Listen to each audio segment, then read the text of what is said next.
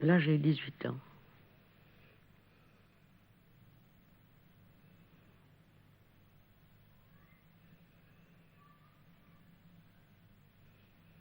Là, 16 ans. C'est la SADC.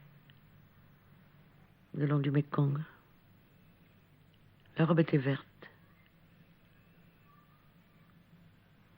Ma mère.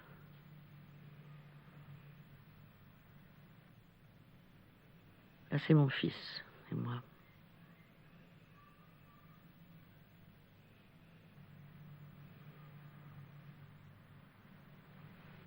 À côté de moi, c'est mon frère, Joseph, du barrage.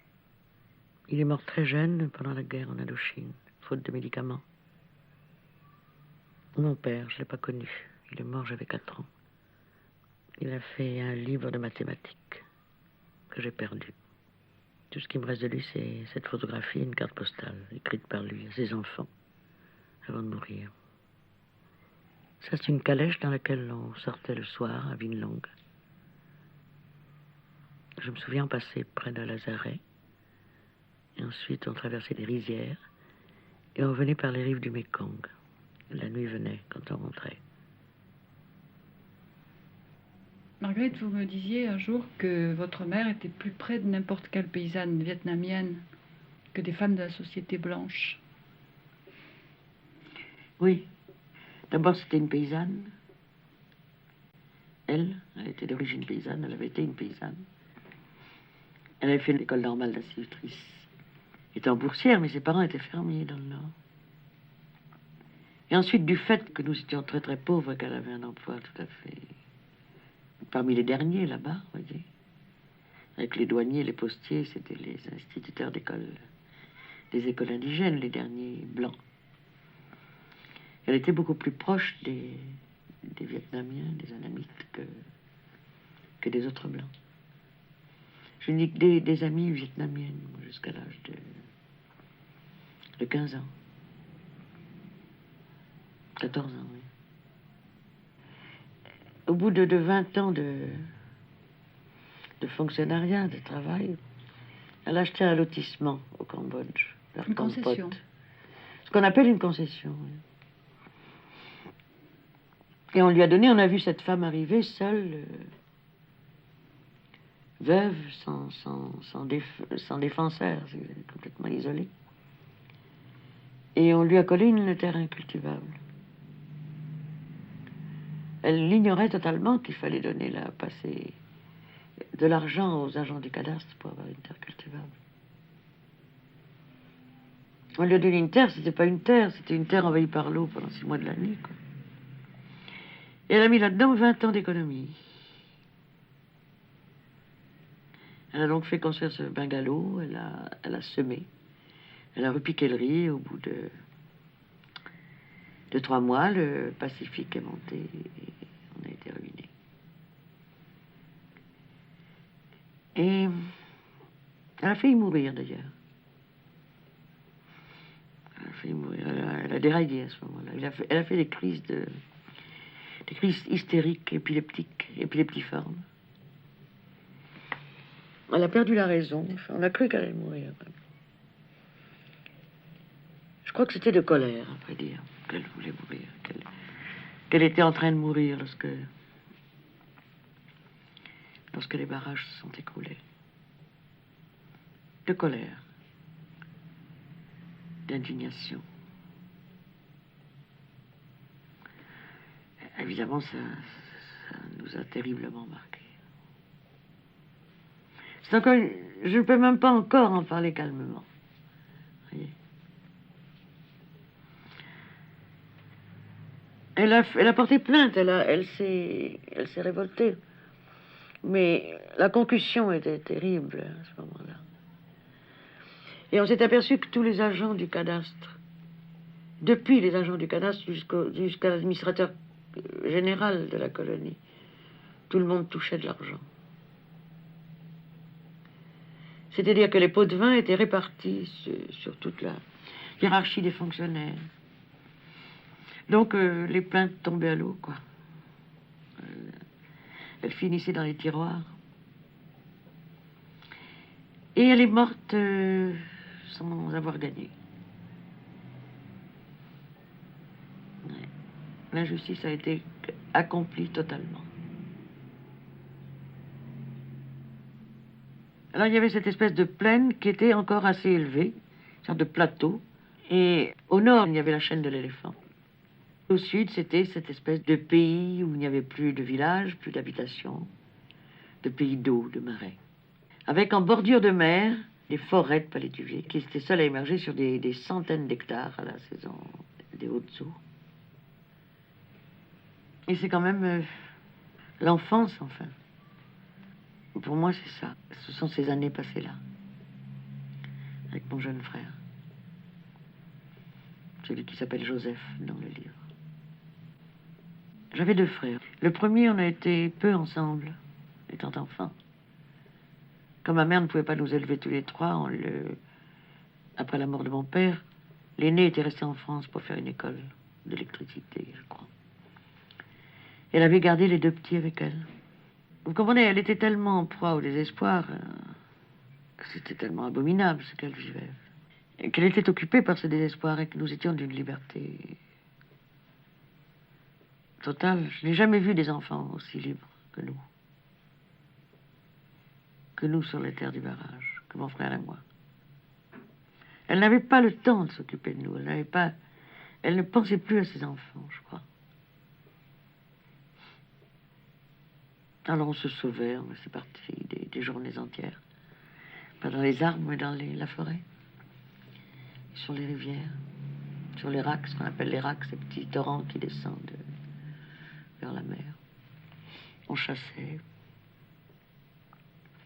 Ça fait des enfances très différentes de celles d'ici. Mais on était plus des Vietnamiens, vous voyez, que des Français. C'est ça que je découvre maintenant, c'est que c'était faux, cette appartenance à la nationalité française. On parlait, nous, le Vietnamien, comme des petits Vietnamiens. On ne mettait jamais de souliers, on vivait à moitié nus, on se baignait dans la rivière. Ma mère, elle, bien sûr, non. Elle n'a jamais parlé de vietnamien, elle n'a jamais pu l'apprendre, c'est très difficile. J'ai passé mon bac avec le vietnamien. En somme, j'ai appris que j'étais française, voyez. Ma mère me le répétait souvent, vous qui êtes française. Un jour, elle est allée à Saigon, elle a ramené des pommes rainettes. Je ne sais pas comment ils appellent ces pommes rouges. Et elle nous a forcés à en manger, on ne pouvait pas les avaler. Elle disait que c'était du coton, que ça ne se mangeait pas. On ne pouvait pas manger de la nourriture française. J'ai fait une sorte d'anorexie, moi, j'avais 10 ans, à Phnom Penh. On me forçait à manger des beefsteaks, je vomissais les beefsteaks. On était de là-bas, de la brousse, vraiment. Oh, ça doit se produire souvent, ça. Ces distorsions de l'enfance, vous voyez.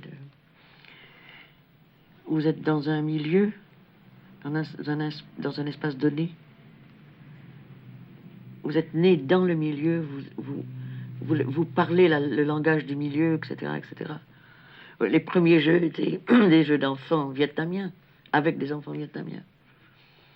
Et on vous apprend que vous n'êtes pas vietnamien.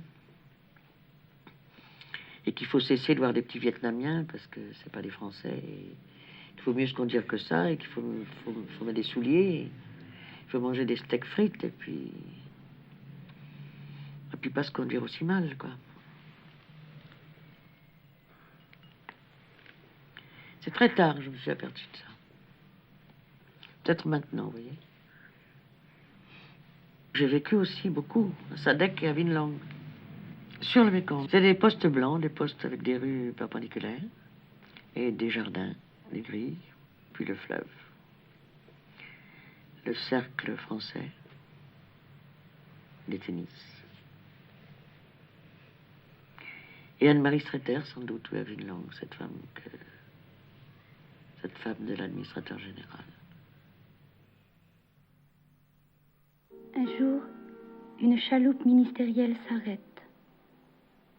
Monsieur Streeter est en inspection des postes du Mekong. Il l'enlève de Savanaket? Oui, l'emmène. L'emmène pendant 17 ans dans les capitales asiatiques. On la trouve à Pékin, Et puis à Mandalay, à Bangkok, on la trouve à Bangkok, à Rangoon, à Sydney, on la trouve à Lahore, 17 ans. On la trouve à Calcutta, elle meurt. Je ne sais même pas si ce n'est pas son vrai nom, Streeter. Je n'ai pas inventé ce nom. Ou bien je l'ai déformé, voyez, ou bien c'est bien ce nom-là.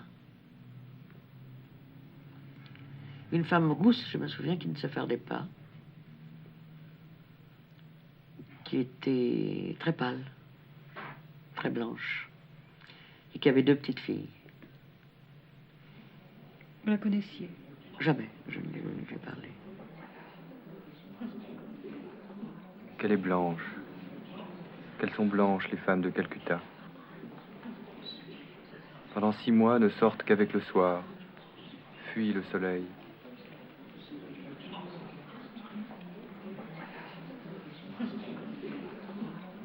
On la dirait prisonnière d'une sorte de souffrance. Personne ne sait très bien ce qui se passe derrière ces murs, ce qu'elle fait. C'est loin, je ne sais plus très bien. Mais je la voyais passer dans son automobile avec son chauffeur le soir. Avec la fraîcheur, elle sortait. Peu après son arrivée, on a appris qu'un jeune homme s'était suicidé par amour pour elle, par amour d'elle. Voilà, et ça m'a... Je me souviens du bouleversement que ça a provoqué en moi. Je ne comprenais plus rien. Le choc qui a été très fort quand j'ai appris cette nouvelle venait du fait que cette femme n'était pas apparemment une femme coquette, une femme mondaine. Elle avait comme quelque chose d'invisible, C'était le contraire d'une femme voyante, d'une femme qui se voit, qui se remarque. Il y avait quelque chose de... Enfin, elle était très silencieuse, on ne lui connaissait pas d'amis. Elle se promenait toujours seule ou avec ses 2 petites filles, comme dans le livre, la vice-consul. Et puis tout à coup, on a appris cette nouvelle. Si vous voulez, elle a incarné pour moi longtemps une sorte de double pouvoir. Un pouvoir de mort. Le choc venait de là. Un pouvoir quotidien, elle élevait des enfants, elle était la femme d'un administrateur général. Elle jouait au tennis, elle recevait. Elle se promenait, etc. Et puis, elle recelait en elle ce pouvoir de mort. De prodiguer la mort, de la provoquer. Quelquefois, je me dis que j'ai écrit à cause d'elle. Dans India Song, c'est votre fascination qu'on subit. Ce qui est mis en scène, c'est ma fascination. C'est votre fascination. Mon amour d'elle. L'amour que j'ai d'elle. Je me demande si cet amour que j'ai d'elle n'a pas toujours existé. Si le modèle parental, ça n'a pas été elle, la mère de ces 2 petites filles, Anne-Marie Streeter. Non pas ma mère, oui. Que je trouvais trop folle, trop exubérante, qu'il était d'ailleurs.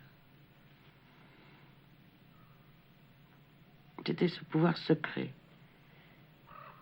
Il fallait receler un pouvoir secret pour avoir cette force, cette espèce de vécu fantastique dans la vie.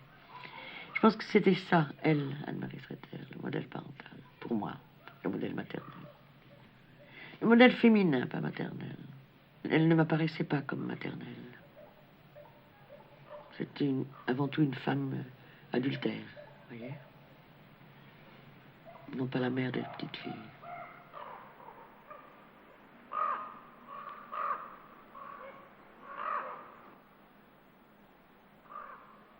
Vous savez, presque rien n'est possible aux Indes. C'est ce que l'on peut dire. Vous parlez de quoi? Oh, de rien. De ce découragement général. Ce n'est ni pénible, ni agréable de vivre aux Indes, ni facile, ni difficile. Ce n'est rien. Vous voyez, rien.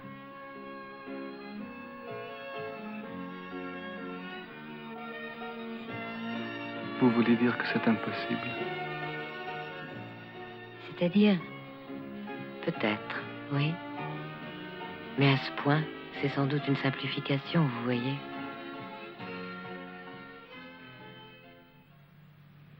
Elle parle des Indes.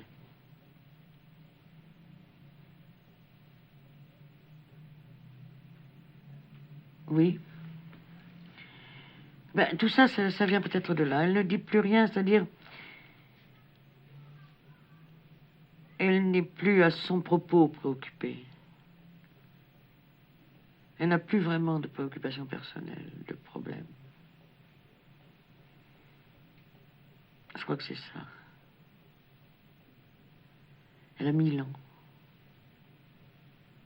Anne-Marie Streeter. Elle a vécu 1000 ans. Cette souveraineté de la femme, ça vient de là.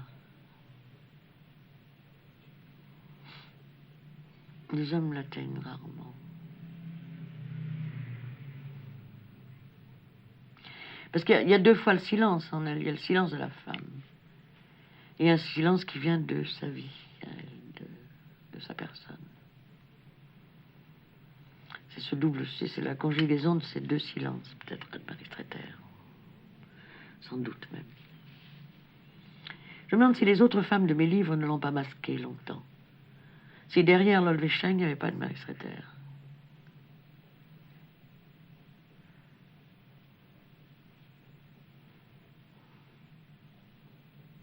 Parce qu'il n'y a pas de raison. Cette fascination dure toujours. Je ne m'en sors pas.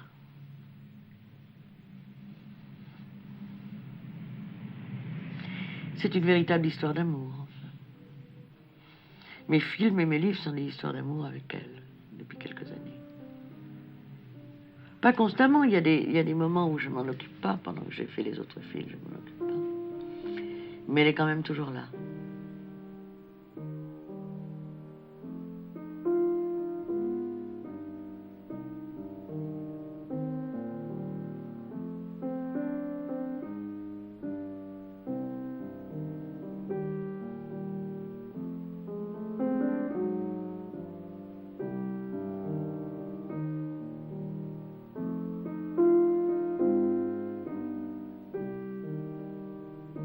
Au milieu de l'image, en plein milieu de l'image, il y a ce que j'ai appelé l'autel. A-U-T-E-L, à la mémoire d'Anne-Marie Streeter, qui est un double lieu d'ailleurs, qui est le lieu où je suis moi. C'est-à-dire dans la douleur et la passion. La douleur de ne pas pouvoir... Enfin, de sa mort, si vous voulez. Mort provoquée par moi. Et la douleur et l'amour, enfin. Et cet hôtel est entretenu, il y a un domestique qui vient, qui rallume l'encens, qui renouvelle les roses. C'est un hôtel. Et Delphine Seyrig vient et regarde la photographie d'une femme morte. Et même dans le script, à un moment donné, on dit elle va vers la photographie comme si elle était regardée par cette photographie. Je vois comme un double regard. On ne s'approche jamais de la photo de la morte de très près. Elle reste peu lisible. Dans tous vos films, les miroirs jouent un très grand rôle. Oui, c'est comme des trous dans lesquels l'image s'engouffre et puis ressort. Je ne sais jamais où elle va ressortir. J'ai l'impression que Delphine est avalée et puis elle revient. Elle revient ou elle ne revient pas. Mais c'est une extrême jouissance, ça. L'apparition de Delphine si loin, on peut l'éloigner à l'infini dans un miroir. Elle arrive comme du bout du cinéma, pour moi. C'est dire du bout du monde, mais c'est du bout du cinéma, quand elle rentre dans le miroir. Le miroir n'est-il pas là comme pour sauvegarder une distance qui n'existe plus? Oui, ou bien une mise en doute. De la présence réelle? Oui, et de la présence réelle et de la parole. Je ne sais pas s'il dit Calcutta est devenu pour moi une forme de l'espoir à Anne-Marie Sater, à la personne d'Anne-Marie Sater, ou comment dirais-je, à l'emblème, vous voyez, à la portée emblématique d'Anne-Marie Sater. Je pense que c'est ça. Il y a une extension du chant, vous voyez, du chant de la parole. La parole ne s'adresse plus au sujet présent seulement.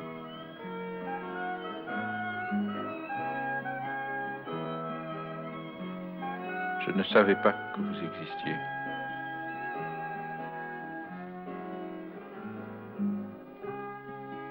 Calcutta est devenu pour moi une forme de l'espoir.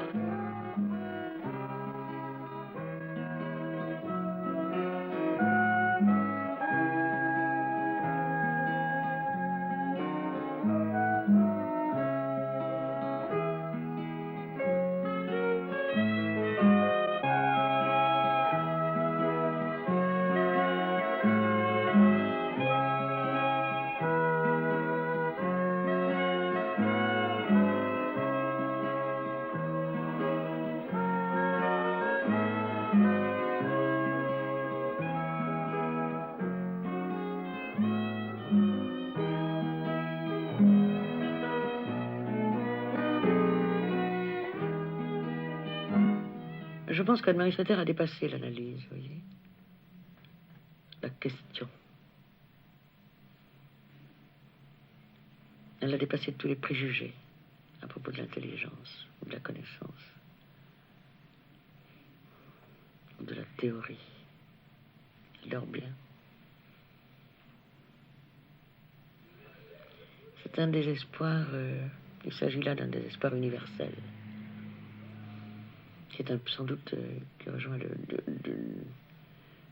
au plus près un désespoir politique profond, mais qui est vécu comme tel, avec calme. J'ai dit qu'elle était Calcutta, je la vois comme Calcutta. Elle devient Calcutta. Il y a un double glissement. Calcutta va vers la forme d'Anne-Marie Sater et elle va vers la forme de Calcutta. Et pour moi, à la fin du film, elles ne font plus qu'un. Je ne dis pas que c'est une femme libérée. Je dis qu'elle est sur une voie très sûre de la libération. Une voie très personnelle, individuelle de la libération. C'est en embrassant le plus général du monde, si vous voulez, la généralité du monde, qu'elle est le plus elle-même. C'est en étant le plus largement ouverte à tout, à Calcutta, à la misère, à la faim, à l'amour, à la prostitution, au désir, qu'elle est le plus dans l'individualité. C'est ça, Anne-Marie Sater. Quand je dis la prostitution, je veux dire la prostitution en passe par elle. Comme la faim, comme les larmes, comme le désir.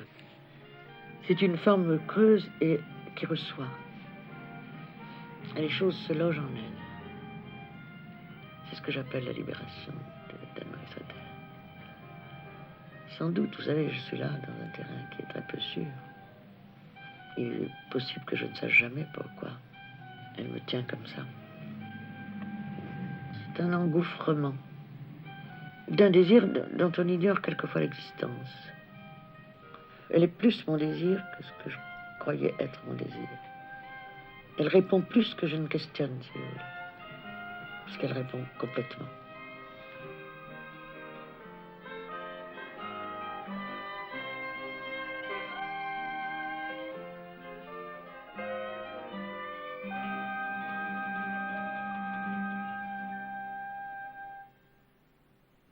Ce lieu-là a marqué tout le tournage de Ligne des Sons.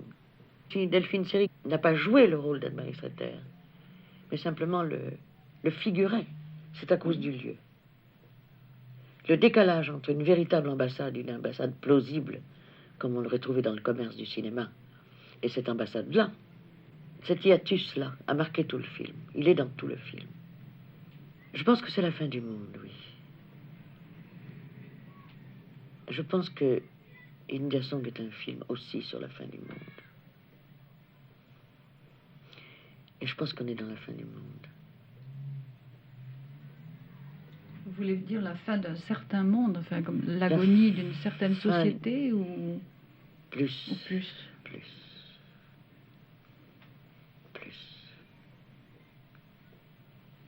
Enfin, je dis que la fin du monde arrivera lorsque...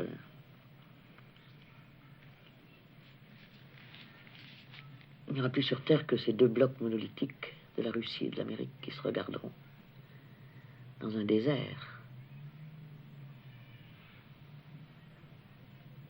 La connerie monumentale que ça représente.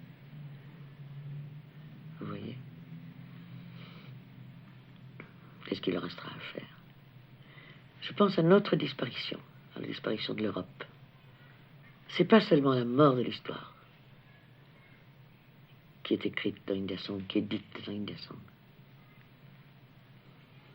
C'est la mort de l'histoire, de notre histoire. Parce que cette adhésion immédiate que j'ai eue, mais je n'aurais pas pu, après que j'ai vu cet hôtel, tourner ailleurs. J'aurais plutôt renoncé au film. Cette adhésion immédiate, elle ne peut pas s'expliquer à partir d'une fiction, seulement d'une fiction. Et autre chose parlait là. J'avais trouvé le lieu pour dire la fin du monde.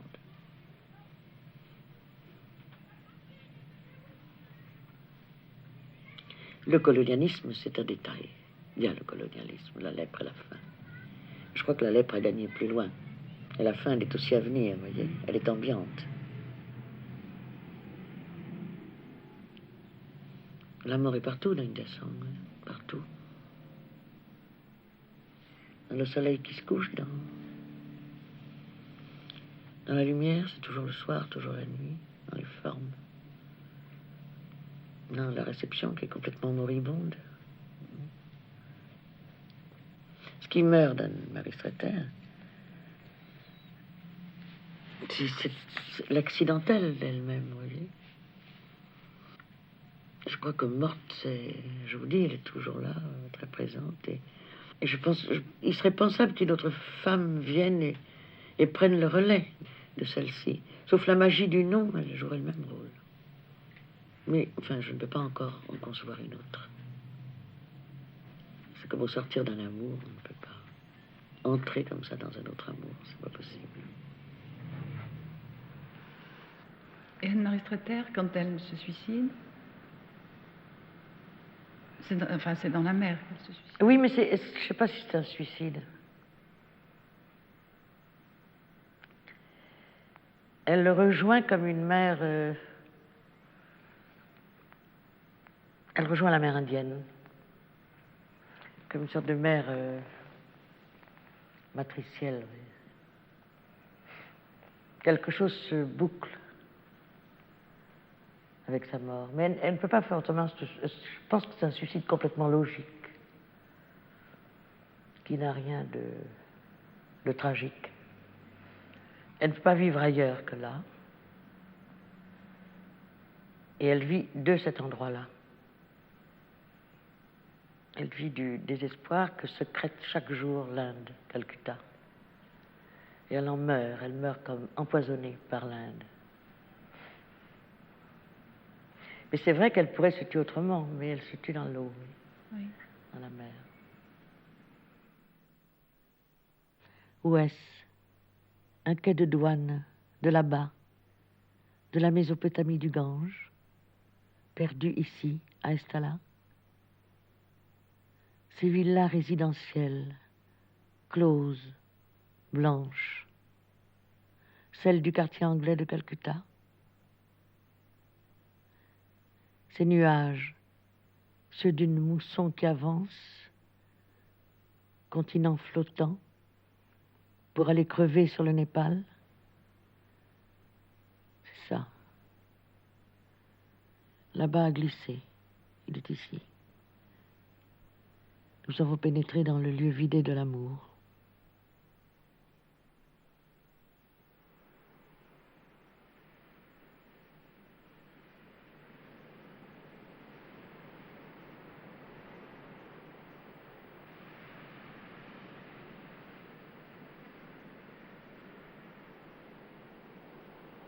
J'ai écrit l'Olvestein ici, dans cet immeuble-là. Et c'est après coup que ce lieu où j'ai écrit le livre est devenu un lieu du livre. puisque l'amour qui fait partie du ravissement de Ludwigstein a été tourné ici. Je me demande si c'est pas le sable, la plage, le lieu de Estella, plus que la mer. Les marées formidables d'ici. La marée basse, on a 3 kilomètres de plage. Et c'est comme des contrées, des pays de sable, complètement interchangeables. Le pays de personne, vous voyez, sans nom. Là, c'est Estella, jusqu'à la rivière. Et après la rivière, c'est encore Estella. Donc c'est un matériau uniforme. Je pense que c'est le sable. Et les gens de la femme du Gange habitent les sables. Ils déambulent là toute la journée dans les sables et la nuit. C'est l'annulation totale de l'habitat.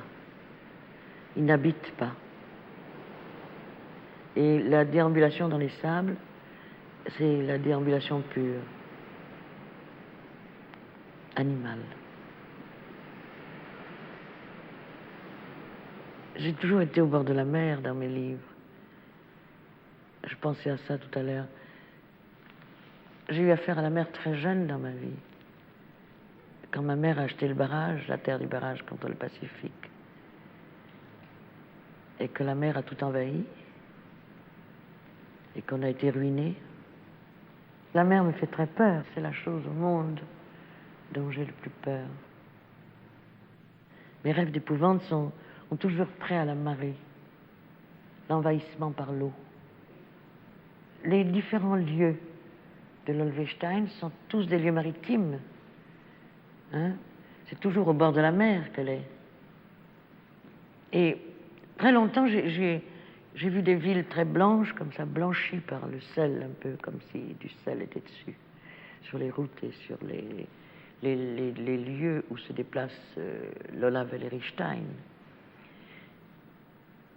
Et c'est après coup que j'ai compris que c'était des lieux non seulement marins, mais relevant d'une mer du Nord, de cette mer, qui est la mer de mon enfance aussi. C'est des mers illimitées. Ce nom de Estella, c'est très tard, oui. C'est très tard que je me suis aperçue que c'était pas Estella, mais Thalassa. Ça n'était pas voulu en l'écrivant? Non, absolument pas. Mais vous savez, j'ai fait Hiroshima, mon amour, il y a 16 ans maintenant. Et je me suis aperçue, il y a 2 ans peut-être, que Nevers en France, c'était never. Jamais, en anglais. Je me joue des tours comme ça souvent, c'est bizarre. Dans la menthe anglaise, je parle toujours des plantes qui poussent dans les sables, dans les îles de sable. Je me souviens où il y a des moutons, vous savez. Oui. Et je me suis aperçue il y a très peu de temps que ce sable, elle parle toujours du sable, cette folle de la menthe anglaise. Eh bien, le sable, c'est le temps. C'est le temps.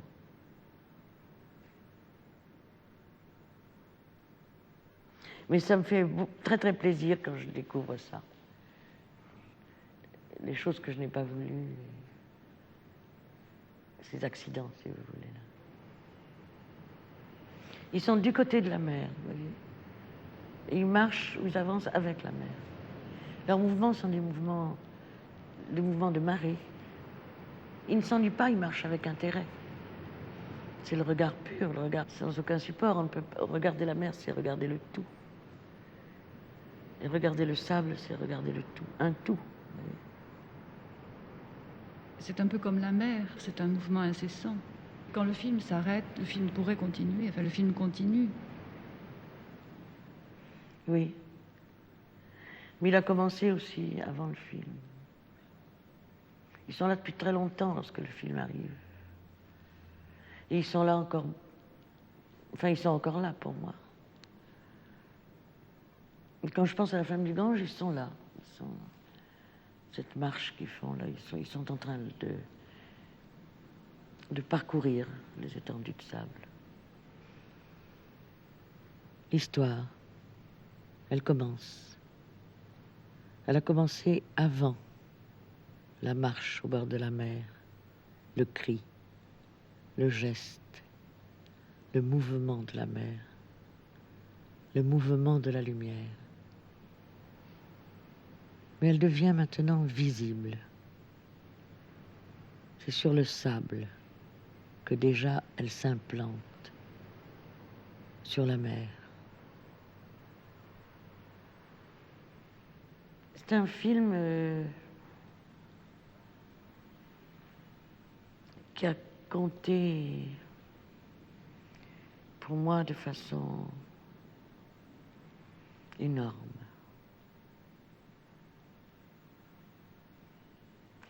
Peut-être encore plus que les autres, peut-être encore plus qu'India Song. Parce que je crois qu'India Song était dans La Femme du Gange, en puissance d'être trouvée. C'était dans La Femme du Gange, mais il fallait le désensabler, justement, le sortir des sables. Mais c'était là. Tandis que La Femme du Gange, je crois qu'il n'y avait rien avant. Enfin, en moi, vous voyez. J'ai l'impression que quelquefois que j'ai commencé à écrire avec ça. Avec le ravissement de l'Holstein, avec l'amour et La Femme du Gange. Mais que l'écriture, l'amplitude de l'écriture a été atteinte avec le film. Que l'Holstein, c'était un moment de l'écrit, l'amour aussi, mais qu'avec La Femme du Gange, tout a été mélangé. Comme si j'avais remonté le temps. Ouais. Que j'étais arrivée dans ce périmètre d'avant les livres. J'étais folle quand j'ai monté La Femme du Gange. Quand j'ai trouvé les voix de La Femme du Gange, j'étais folle d'angoisse. Mais c'est un lieu de l'angoisse. C'est peut-être mon Dieu. Oui, mais c'est aussi comme si tout était écrit. Toute La Femme du Gange faisait un texte, mais qu'il fallait décrypter. Tandis qu'il marche au bord de la mer, c'est écrit. C'est écrit, mais je n'en ai pris qu'une part, voyez-vous, quand j'ai écrit vraiment La Femme du Gange, l'amour. Mais que dans le film, c'est totalement écrit. Même les moments de déambulation silencieuse sont des moments écrits. Peut-être pas lisibles, mais écrits. Tandis que dans l'écriture à proprement parler, dans l'écriture proprement dite, il n'y a qu'une partie de cet écrit-là qui passe. Comme si on ne pouvait écrire complètement qu'en dépassant, bien sûr, le langage, ou l'écriture proprement dite. La mer est complètement écrite pour moi, c'est comme des pages, vous voyez, des pages pleines, vides à force d'être pleines, illisibles à force d'être écrites, d'être pleines d'écriture. En somme, oui, ça pose la question du cinéma, là, de l'image. On est débordé par l'écrit, par le langage, quand on traduit, n'est-ce pas? C'est pas possible de tout rendre compte du tout.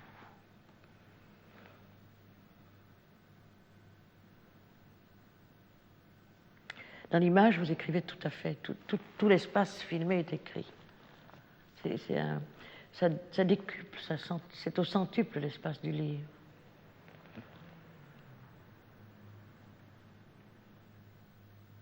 Mais je n'ai découvert ça qu'avec La Femme du Gange, pas avec les autres films.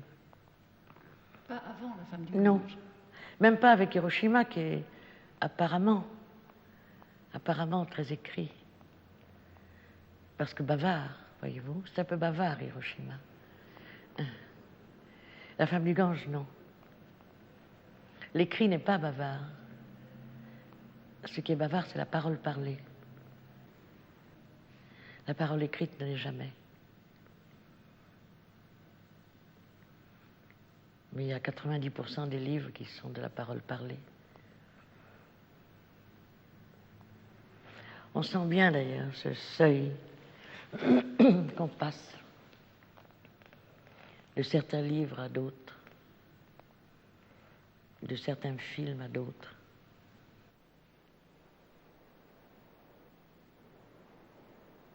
Moi aussi, il me vient quelquefois une autre mémoire.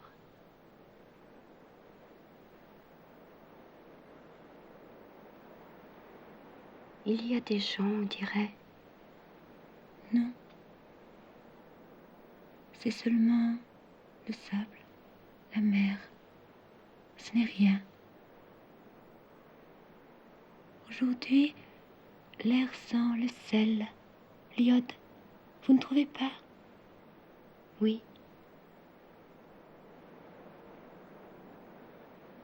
Quel désir impossible, terrible. Quel amour.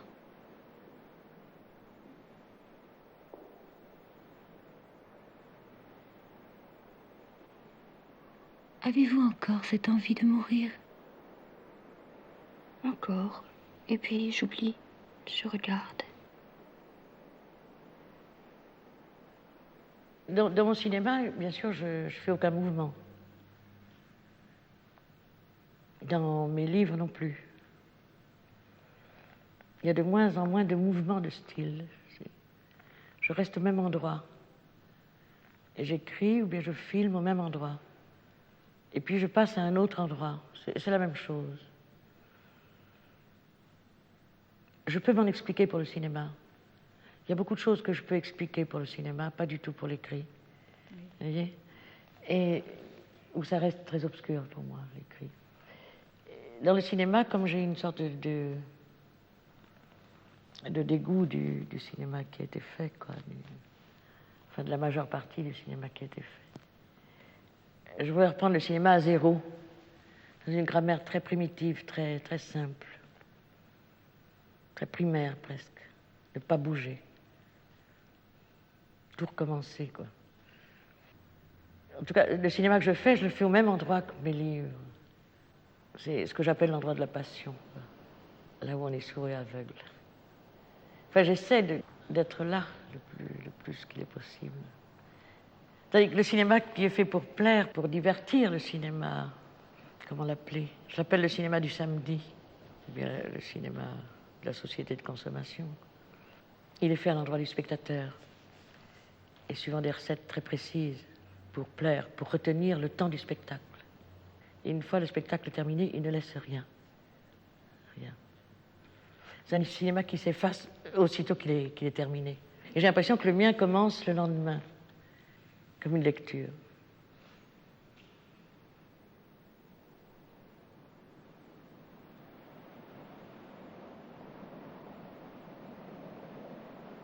Que fait-il? Vous savez, il garde. La mer? Non. Le mouvement de la lumière? Non. Le mouvement des eaux? Non. La mémoire? Peut-être. Peut-être.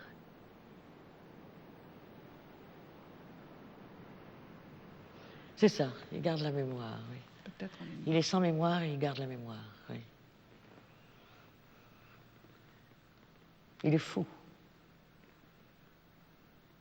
Il dit, je suis fou. Moi, je suis fou. Il dit, les autres sont ça, ça. Moi, je suis fou. Oui. Dans une équivalence.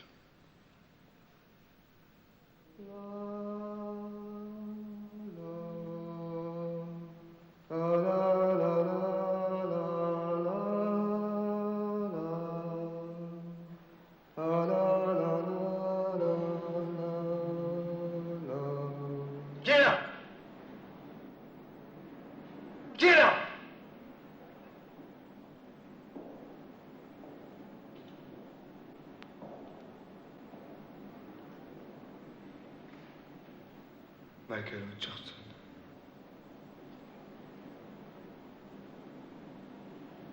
Vous. C'était vous. L'homme des Indes. C'est une tête Guide. passoire, oui, trouée.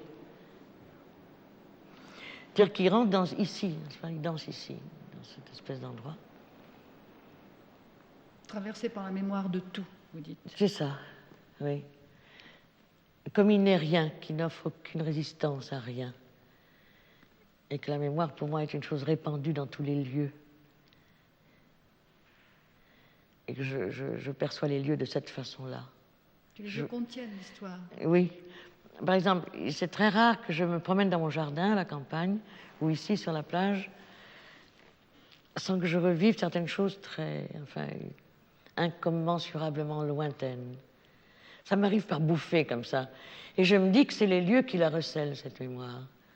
Que si on n'offrait pas de résistance culturelle voyez, ou sociale, on y serait perméable. Il est poreux, le fou. Il n'est rien. Donc les choses le traversent complètement. Donc l'histoire de Estala le traverse, l'histoire de l'Olvestein, qui est l'histoire de Estala, c'est une seule et même chose. Estala, il marche. Il marche dans Estala. Elle marche droite, face au temps, entre des murs. Le voyageur dit 18 ans. Il ajoute, c'était votre âge. Elle lève les yeux, regarde le paysage présent, pétrifié. Elle dit, je ne sais plus.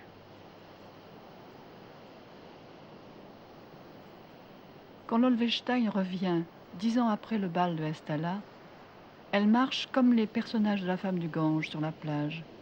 Nous sommes dans un monde totalement corporel, là. C'est en marchant que une autre mémoire lui vient et qu'une mémoire la quitte, que le transfert s'opère. Oui. C'est pas en réfléchissant, voyez-vous. Oui. Oui. Elle est incapable de réfléchir, l'Olvestein. Elle s'est arrêtée de vivre avant la réflexion. C'est peut-être ça qui fait qu'elle m'est tellement chère, tellement proche, je ne sais pas. La réflexion est un temps que je trouve douteux, Oui. qui m'ennuie.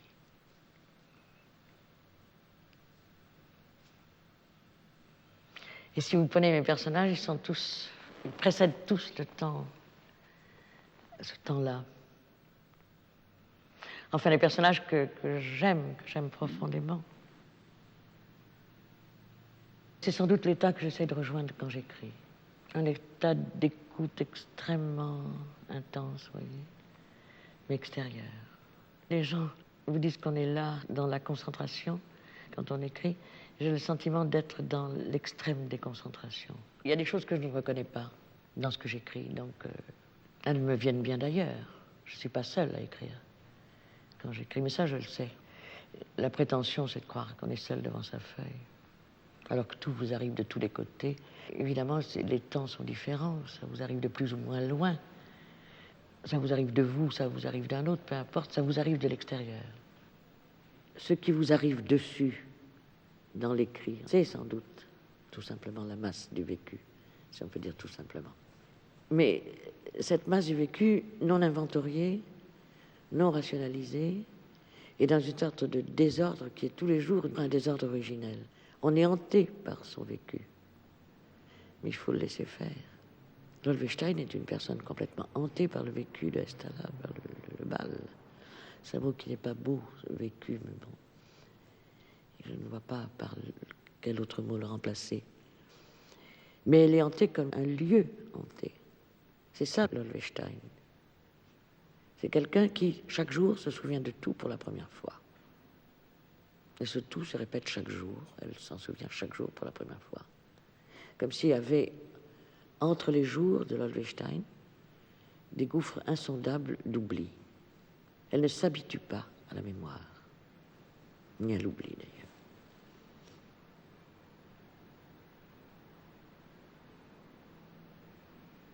Elle l'attend en dehors du casino, elle est couchée sur la plage, à moitié morte. Les doigts sont à moitié enterrés. Elle a un sac de jeune fille près d'elle, il me semble. Non, elle est toute en blanc. Morte à moitié. Endormie. Alors là, je la vois. Mais vivante. Je vois ce qu'elle voit.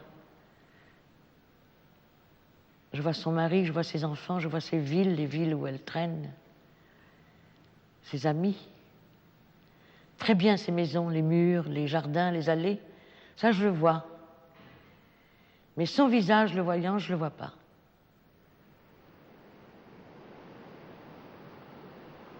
Est-ce que c'est elle qu'on croit voir au bord de la mer? Quelquefois, on le croirait.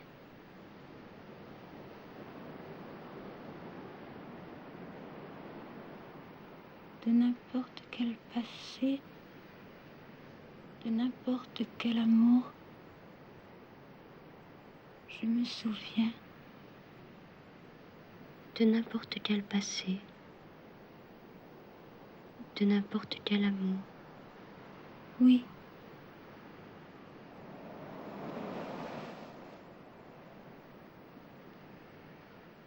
Ça n'a pas de sens, l'Olvestein, vous voyez. Ça n'a pas de signification. L'Olvestein, c'est ce que vous en faites. Ça n'existe pas autrement. Je crois que je viens de dire quelque chose là, sur elle. Ça avait un sens pour moi, une signification pour moi lorsqu'elle est sortie. Enfin, lorsque je suis tombée sur elle, plutôt, vous voyez. Je ne peux pas dire sortie de moi, c'est pas, jamais je parle comme ça. Mais qu'ensuite, elle a été à qui la veut. Ça me rappelle quelque chose. Oui, comme Anne-Marie Strether. Oui. Qui est à qui la veut. Oui. C'est ma prostitution. Mais c'est le désir. Absolument, oui. Ça a été ça, le livre. Oui. Quand on dit que j'écrivais, j'ai eu un moment de... Je vous l'ai dit, je crois, un moment de peur.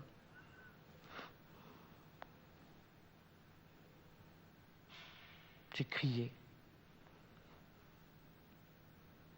Je pense que quelque chose a été franchi là, mais qui m'a échappé, parce qu'on peut franchir des seuils et que ça ne se traduise pas dans la conscience claire. Peut-être un seuil d'opacité. Je suis tombée dans l'opacité plus grande après. C'est ça qui m'a fait crier. Je me souviens de ça, ça m'est jamais arrivé autrement. J'écrivais là, dans une pièce, et tout d'un coup, j'ai entendu que je criais parce que j'avais peur. Je sais très bien de quoi j'avais peur. C'était une peur apprise aussi.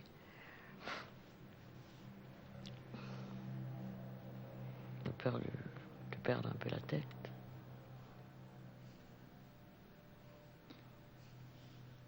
Les femmes dans vos livres, enfin je pense à l'Olvestein, à Anne-Marie Strether, c'est toujours le désir. Et la femme, c'est le désir. La femme. On n'écrit pas du tout au même endroit avec les hommes.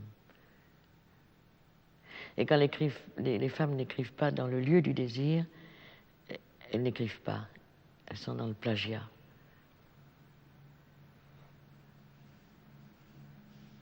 Et dans La femme du Gange, vous utilisez deux voix qui sont extérieures au récit, oui, et qui sont des voix de femmes, et qui sont liées entre elles par une relation de désir. Comme dans Iliasson, les voix du début, les voix qui sont aussi deux voix de femmes qui se désirent. Oui. Mais c'est moi partout, je crois. C'est les deux femmes. Je ne peux pas être partout à la fois, vous voyez, quand j'écris. Et pourtant, j'ai envie de tout investir. Je ne suis pas plurielle, je ne suis que, vous voyez. Et les voix, ça me parle partout. Et j'essaie de quand même de rendre compte un petit peu de ce débordement. Et longtemps, j'ai cru que c'était des voix externes. Je crois pas. Je crois pas. Je crois que c'est moi si j'écrivais pas, moi si je comprenais mieux, moi si j'aimais les femmes, oui, si j'aimais une femme, moi si j'étais morte, moi si je comprenais, etc., etc. C'est une sorte de multiplicité qu'on porte en soi, on la porte tous, toutes.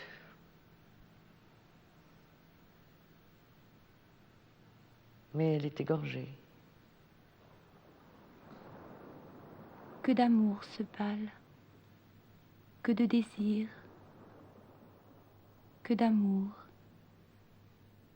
Quand on pense à ce que ça a été, il y avait lui, Michael Richardson, Anne-Marie Streeter, Lola Valérie Stein et ses petites filles, Irina, Sarah.